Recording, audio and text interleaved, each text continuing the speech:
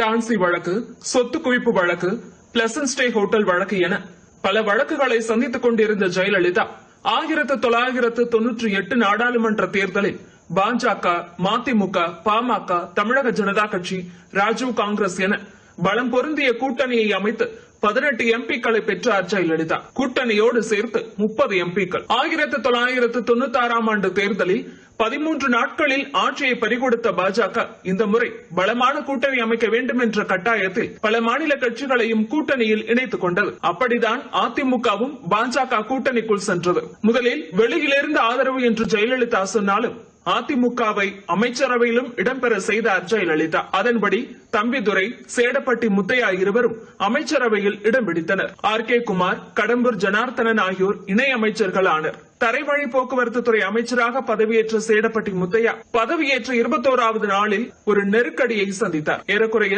45 லட்சம் ரூபாய் அளவிற்கு சொத்து சேர்த்ததாக அவர் மீதும் அவரது குடும்ப உறுப்பினர்கள் மீதும் ஊழல் குற்றச்சாட்டுகள் சுமத்தப்பட்டன. வேறு வழியின்றி பதவியை ராஜினாமா செய்தார் சேடப்பட்டி முத்தையா. பாஜக சிகிச்சையால் திகைத்து போனார் ஜெயலலிதா. ஜெயலலிதா இனி என்ன செய்வார் என்பது தமிழ்நாடு அரசியல் களத்திற்கு தெரிந்த அளவு டெல்லிக்கு தெரியவில்லை. ஆனால் தெரிய வைத்தார் ஜெயலலிதா.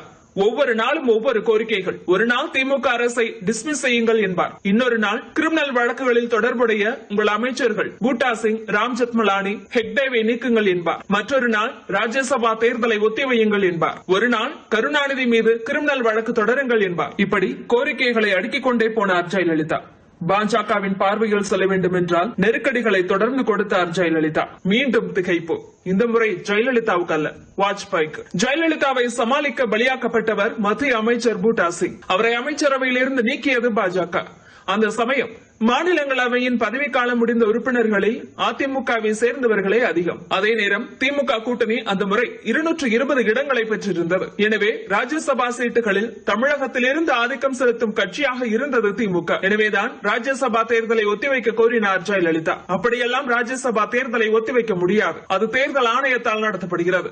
மத்திய அரசு எதுவும் செய்ய முடியாது என்ற பதிலை கூறியது பாஜக. திமுக ஆட்சியை திடீரென்று எப்படி கலைப்பது, எதை சொல்லி குடியரசுத் தலைவர் மற்றும் நாடாளுமன்ற ஆதரவை பெறுவது என்று ஜெயலலிதாவின் மற்றொரு கோரிக்கைக்கும் கைவிரித்து விட்டது பாஜக. அடுத்து தமிழக முதலமைச்சர் கருணாநிதிக்கு எதிரான விசாரணைக்கு ஒப்புக்கொண்ட பாஜக குறிப்பிட்ட குற்றச்சாட்டுகளை முன்வைக்க சொன்னது. அதன்படி அறிக்கைகளை கொடுத்தார் ஜெயலலிதா. ஆனால் இது தெளிவற்ற அறிக்கைகள். சில சிவில் வழக்குகளை தவிர இதில் வேறொன்றும் இல்லை.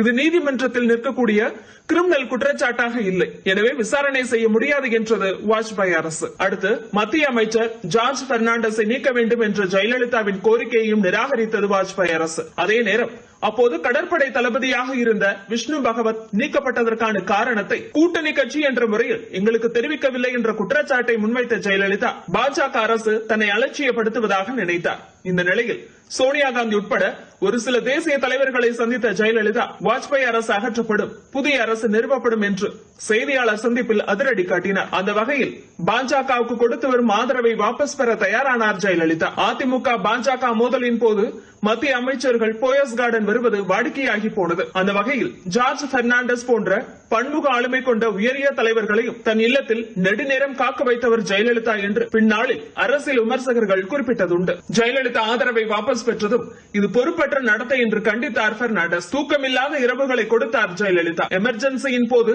சிறையில் இருந்த நேரத்தில் கூட நான் இவ்வளவு மன உளைச்சலில் இல்லை என்பதை வாஜ்பாயே சொன்னதாக சொல்வதுண்டு. ஜெயலலிதா வாஜ்பாய் அரசுக்கு அளித்து வந்த ஆதரவை வாபஸ் பெற்றதும் நம்பிக்கை வாக்கெடுப்பு நடந்தது. அப்போது கருணாநிதி ஆதரவை வாஜ்பாய் கேட்க ஆதரவு கொடுத்தார் கருணாநிதி.